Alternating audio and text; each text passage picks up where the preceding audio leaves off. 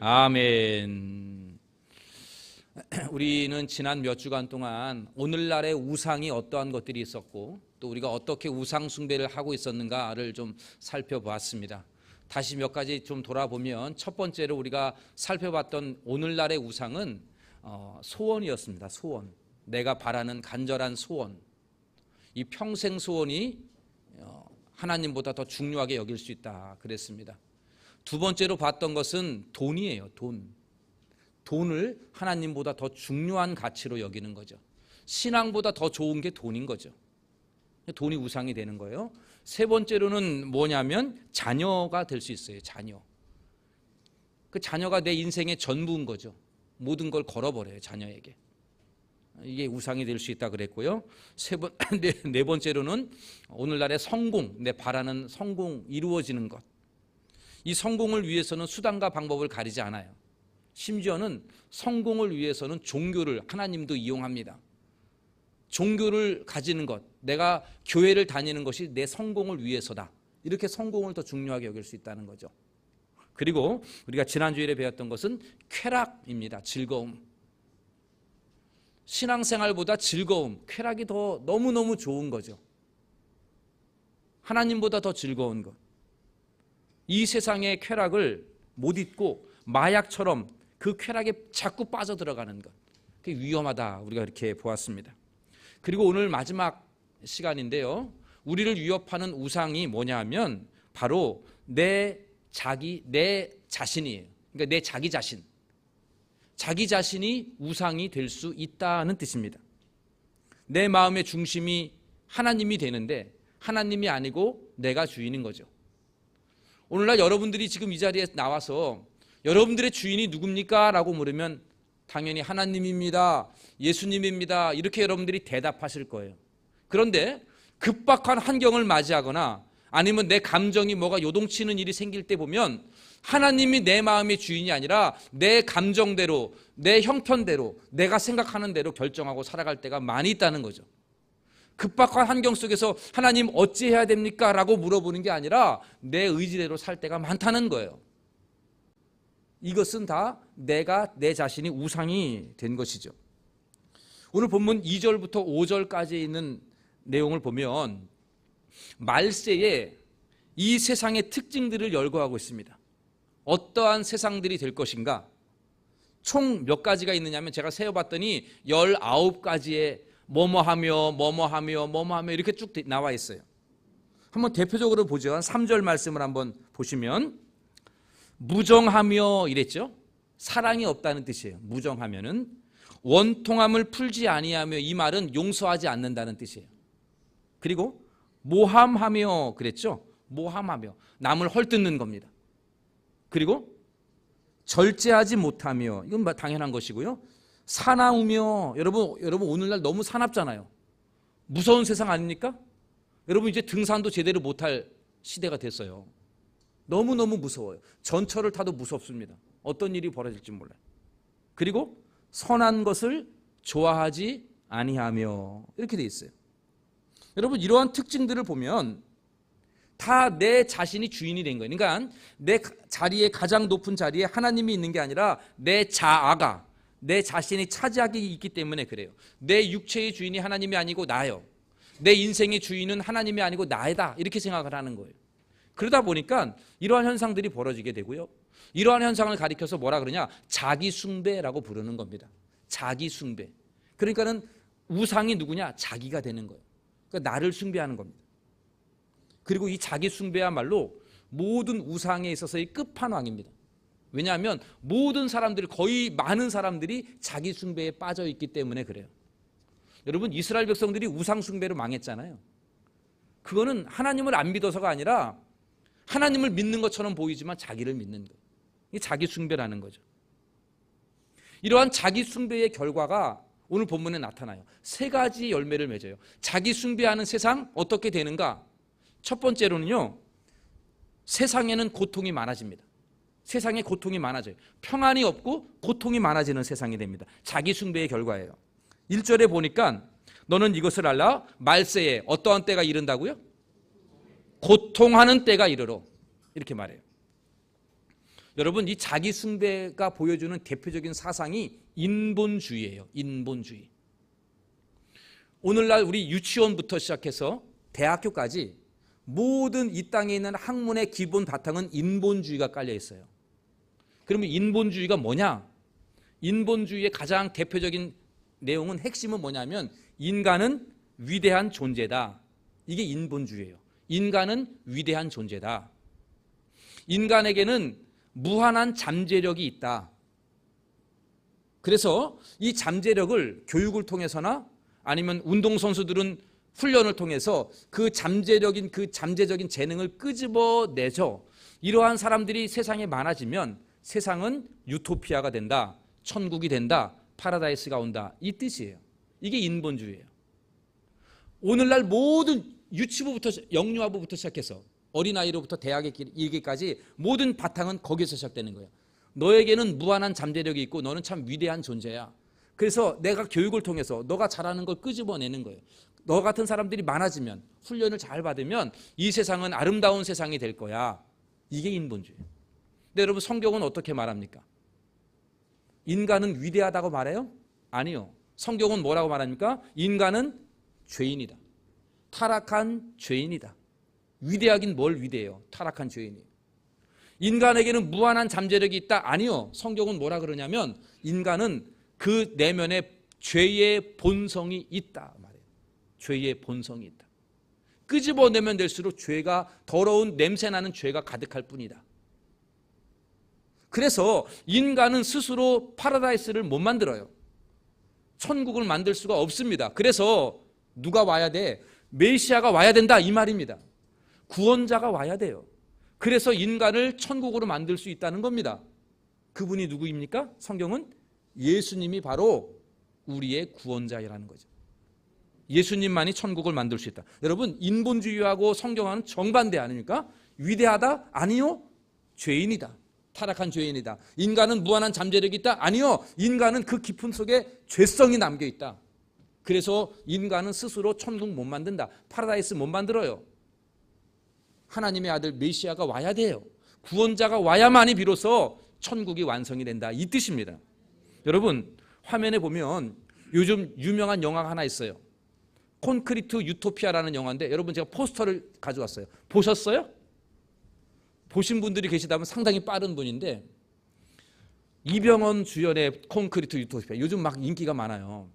이 내용이 무슨 내용이냐면, 인간이 막 콘크리트로 온갖 아파트하고 빌딩들을 막 다 져놨어요.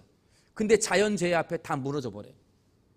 그리고 그 무너진 세상 속에서 인간의 본성들이 드러나기 시작하는데, 영화 내내 마음이 어두워요. 찜찜해요. 왜 찜찜하냐? 너무도 인간의 본성을 적나라하게 드러내줘서 그래요. 그래서 볼 때마다 마음이 불편해요. 저게 인간이지. 콘크리트 유토피아, 이 말이 뭐예요? 인간이 만든 유토피아의 결론이 그렇다는 거예요. 이 영화는 인간이 무한한 잠재력을 가진 위대한 존재가 아니고 죄인이다라고 하는 것을 그대로 보여주는 그러한 영화입니다. 그렇습니다. 예수 그리스도 없는 세상은 결코 천국이 올 수 없습니다. 예수 그리스도가 아니면 결코 유토피아가 완성되지 않습니다. 예수 그리스도가 이 땅에 오셔야만이 비로소 천국이 완성이 되는 거예요.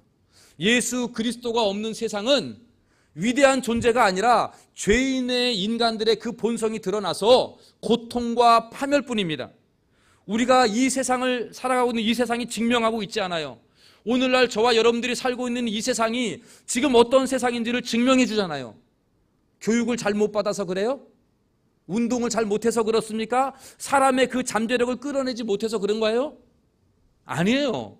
지금 이 세상은, 앞으로 올 세상은 점점점 고통만 가줄될 뿐입니다. 왜 그렇습니까? 이게 바로 인간 숭배이기 때문에, 자기 숭배예요. 자기 자신의 그 탐욕대로 살아가기 때문에 인간은 고통뿐인 세상이 된다는 겁니다. 두 번째로, 자기 숭배의 결과는 어떠한 세상이 오느냐? 하나님보다 더 사랑하는 것이 많아져요. 하나님을 사랑하고 신을 사랑해야 되는데, 아니, 다른 것을 더 사랑하는 그러한 세상이 많아진다는 겁니다. 말세에 오늘 본문에 보니까 바울이 사랑하는 것들이 나와요. 2절 보니까 이렇게 시작합니다. 2절에 보면 사람들이 누구를 사랑한다고요? 자기를 사랑하며, 그 다음에는요 돈을 사랑하며, 이렇게 시작이 돼요. 4절 끝에 보면 쾌락을 사랑하기를 하나님보다, 하나님 사랑하는 것보다 더하며. 자, 여러분, 말세에 하나님보다 뭘 더 사랑한다고? 첫 번째는 자기 자신. 이기적인 세상에 다 자기만 알아요. 우리 가족만 알고. 두 번째 뭘 사랑한다고요? 여러분, 어린아이들 제일 좋은 선물이 뭘까요? 돈입니다. 할아버지 할머니들 선물 뭐 받고 싶으세요? 벌써 다 대답이 나오잖아요. 돈이에요, 돈. 그러면 우리 장년들, 여러분 뭐가 제일 좋아요? 말하기 불편하시죠? 돈을 사랑하며. 돈이에요, 돈. 그리고 뭘 사랑한다고요? 세 번째는 자기를 사랑하고 돈을 사랑하고, 마지막 쾌락. 보세요, 오늘날 보세요. 온갖 쾌락이잖아요. 마약처럼 끊임없이 쾌락을 추구하잖아요. 즐거운 거, 뭐 제일 재밌는 거 없을까? 이런 거잖아요. 온갖 세상이 즐길 거리로 가득합니다. 자기를 사랑해서 그래요. 자기를 사랑. 자기 자신만 아니까 자기만 알아요. 자기만 사랑해요. 남을 사랑할 줄 몰라요. 이웃을 사랑하라는 성경적인 말씀은 아예 그냥 걷어쳐버려요. 자기가 제일 사랑하는 거죠. 그리고 자기 만족을 위해서 필요한 게 뭐냐 생각해 봤더니 돈인 거예요. 돈이 제일 좋은 거예요. 그리고 그 돈 가지고 뭐 합니까? 노세, 젊어서 노세, 이거 하잖아요. 지금 부지런히 놀고 다니잖아요. 이게 왜 그래요? 자기 사랑하기 때문에. 하나님이 아닌 자기가 우상이기 때문에 그래요. 자기만 사랑합니다. 자기만. 그러한 세상이 되어버렸습니다. 세 번째, 자기가 우상이 된 사람, 어떤 사람이 되느냐? 형식적인 신앙인이 많아져요. 형식적인 신앙인. 아까 첫 번째는 고통이 많아진다 그랬고, 두 번째는 사랑하는 게 많아져요. 세 번째는 형식적인 신앙인들이 많아져요. 5절 말씀을 같이 한번 읽어볼까요? 5절, 경건의 모양은 있으나 경건의 능력은 부인하니 이 같은 자들에게서 내가 돌아서라. 여기 경건의 모양은 있다는 말이 뭐냐면 믿음이 있는 것처럼 보이는데 믿음이 있는 척하는 거예요. 교회 예수 믿는 척하는 거. 실제로는 전혀 말이나 행동하는 것이나 생각하는 것을 보면 이 사람이 신앙인이 맞아라고 느껴질 정도예요. 여러분, 오늘날 종교가 뭐냐 물어보면 군대에서 개신교 이렇게 쓰는 사람들이 있어요. 기독교. 그런데 실제로 종교는 기독교이긴 한데 형식적인 신앙생활하는 사람들이 너무도 많아요. 오늘날 한국교회 개신교 신자가 800만 명쯤 된다고 봐요. 근데 여러분, 이거 다 허수예요. 여기에 무늬만 종교인들이 수두룩합니다. 이거 불편한 진실이에요. 진짜 겨자씨만한 믿음이라도 가지고 있는 사람들은 드물어요. 오늘날에 세례 안 받은 사람이 없을 정도예요. 거의 다 세례교인이에요. 집사, 장로, 권사, 목사 수두룩합니다. 그런데 실제로 내면에 들어가 보면 경건의 능력은 전혀 나타나지 않아요. 경건의 열매들은 없고 그냥 모양만 있을 뿐이에요. 성경책 끼고 다니는 것 경건이 아니에요. 십자가 무슨 교회 다닌다고 아파트에 붙여 있는 것, 그게 경건의 모양만 있는 것이지 능력이 아니잖아요. 이렇게 된 이유가 뭘까요?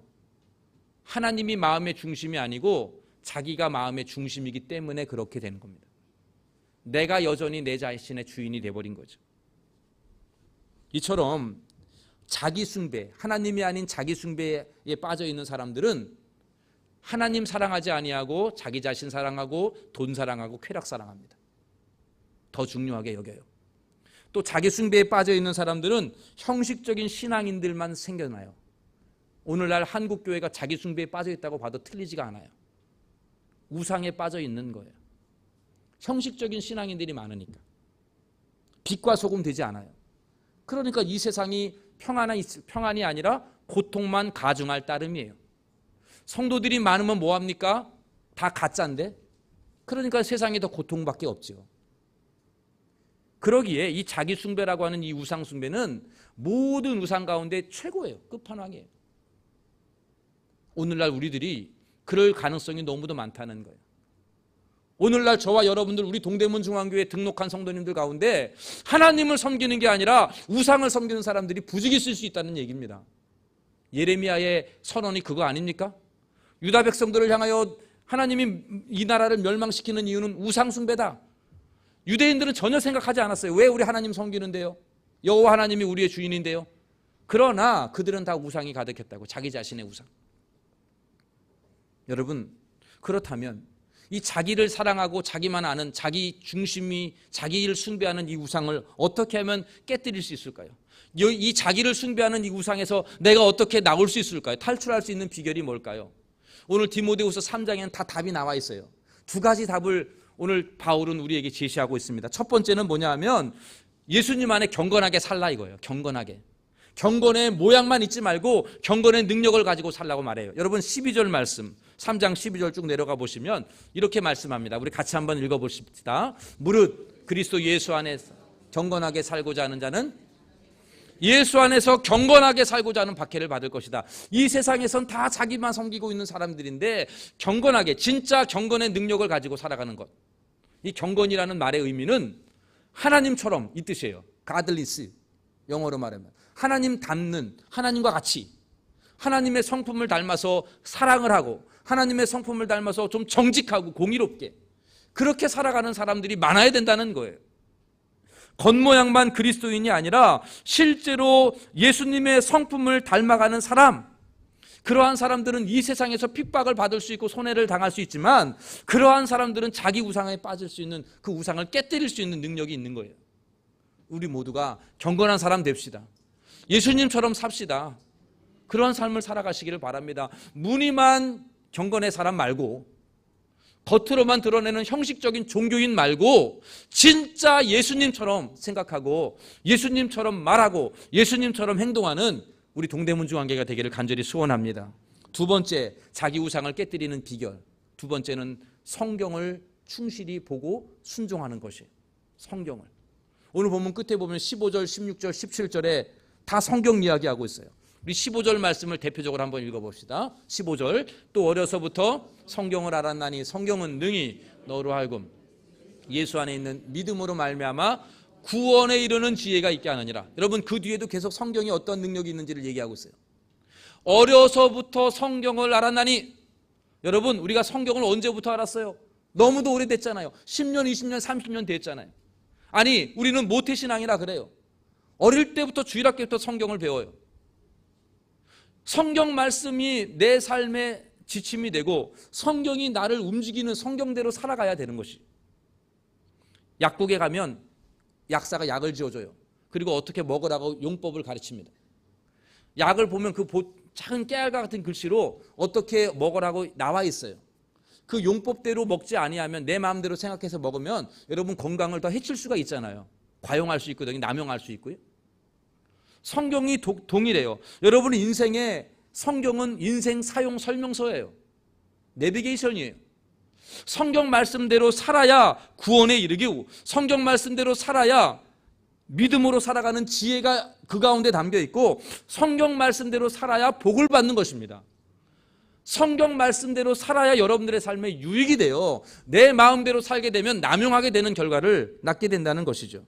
그러기에 자기 숭배의 우상, 내 마음대로 살아가고 싶은 이 우상을 깨뜨리는 비결이 있다면 내 생각 버리고 하나님의 말씀대로 살아가는 거예요. 성경 말씀대로 절대적으로 순종하며 살아가는 것, 그것이 바로 우상 숭배를 깨뜨리는 비결입니다.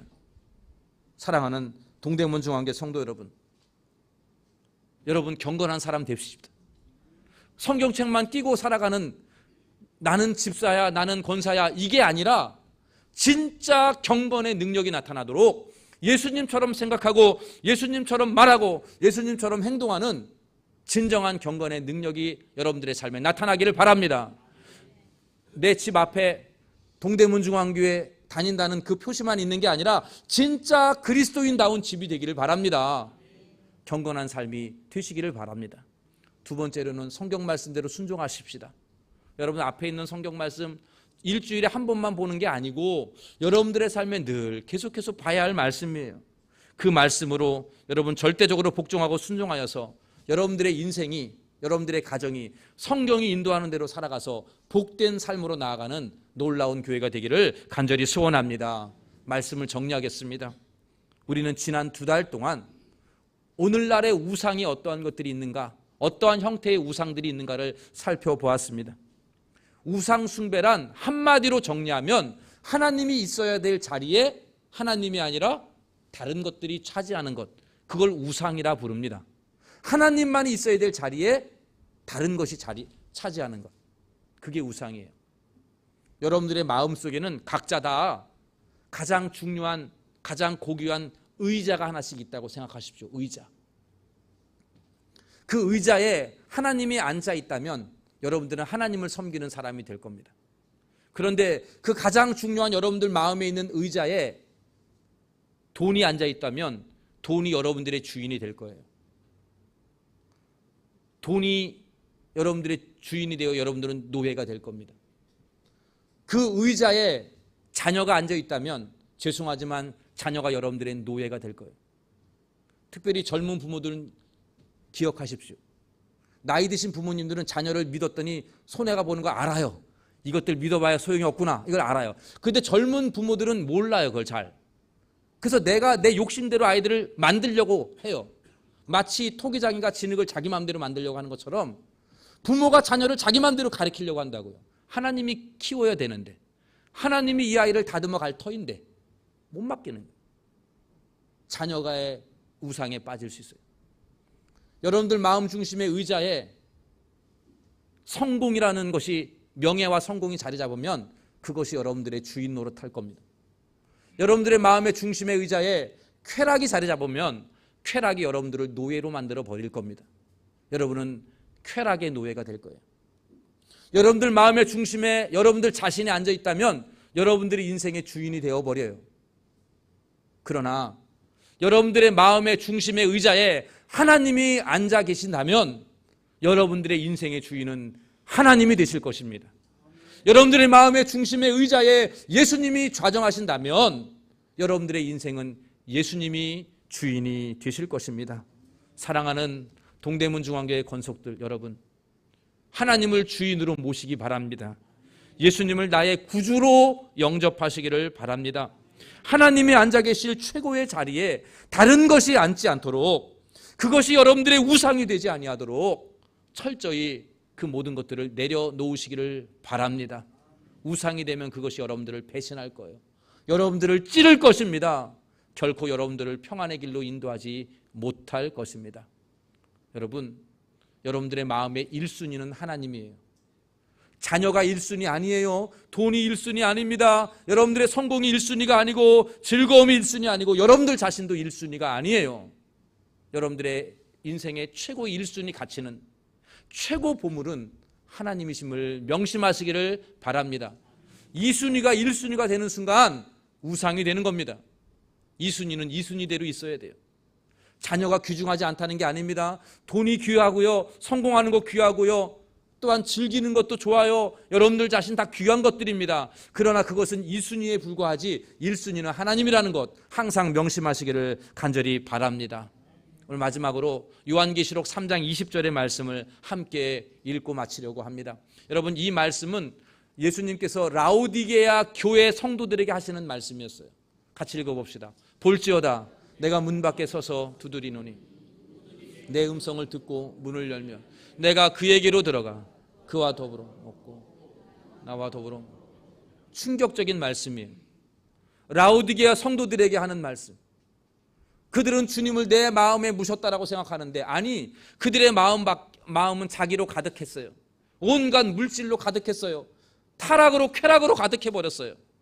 주님은 문 밖에 내쳐버렸어요. 교회를 향하여 내가 문 밖에 서서 두드린다라고 주님 말씀하셔요. 나에게 문을 열면 내가 그에게로 들어가서 그는 나와 더불어 먹고 마시리라. 여러분, 지금 여러분들 예수님이 어디에 계십니까? 혹시 여러분들 가운데 여러분들 문 밖에 예수님이 있는 분이 계시지 않습니까? 예수님을 마음에 모셨다 하더라도 여러분들 마음 중심에 예수님이 있지 아니하고 여전히 여러분들이 주인이 되고 있지는 않습니까? 예수님이 지금 여러분들 마음에 들어오기를 원하십니다. 여러분들 마음에 좌정하기를 원하십니다. 우리 모두가 돈이나 평생 소원, 성공, 자녀, 쾌락, 내 자신, 이것이 주인 노릇하고 있었다면 그것들을 여러분들 마음의 중심에서 끌어내시고 예수님을 마음의 중심에, 가장 중심에 모시는 이 시간이 되기를 간절히 소원합니다. 그러면 그 복된 축복의 하나님께서 여러분들을 복된 길로 인도하실 줄로 믿습니다. 여러분들의 마음의 중심이 되면 여러분들의 마음에 천국이 임할 줄로 믿습니다. 주님, 내 마음의 중심에 좌정하여 주옵소서. 여러분들의 마음의 중심에 좌정하시면 그제서야 여러분들은 유토피아의 천국을 경험하는 복된 인생이 되실 것입니다.